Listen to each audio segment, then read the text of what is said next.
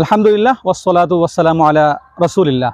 সুপ্রিয় শ্রোতামণ্ডলী, শুরুতেই আপনাদেরকে ঈদ শুভেচ্ছা জানাচ্ছি। তাকাব্বালাল্লাহু মিন্না ওয়া মিনকুম। বলার বিষয় হচ্ছে, ভারতীয় উপমহাদেশে আমরা একে অপরের সাথে ঈদের দিনে কুশল বিনিময় করতে গিয়ে শব্দ চয়ন করে থাকি ঈদ মুবারক বা ঈদ সাঈদ।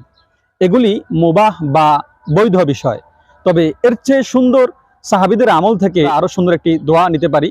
আমরা যে সমস্ত ইবাদতগুলি বা আমলগুলি করেছি ভালো ভালো, সেগুলি যেন আল্লাহ রাব্বুল আলামিন কবুল করেন, সেই লক্ষ্যে আমরা একটি দোয়া একে অপরের জন্য করতে পারি কুশল বিনিময়ের সময়। সেই চমৎকার দোয়াটি হচ্ছে, একে অপরের সাথে যখন সাক্ষাৎ হবে আমরা মুআনাকা করব, মুসাফাহা করব, সেটিও সুন্নাহ। তখন আমরা বলবো তাকাব্বালাল্লাহু মিন্না ওয়া মিনকুম। আল্লাহ রাব্বুল আলামিন আমাদের উভয়ের আমলগুলিকে, ভালো আমলগুলিকে কবুল করুক। সকলে ভালো থাকুন এবং কুশল বিনিময়ের সময় এই দোয়াটি লক্ষ্য করুন। আসসালামু আলাইকুম ওয়া রাহমাতুল্লাহি তাআলা ওয়া বারাকাতুহু।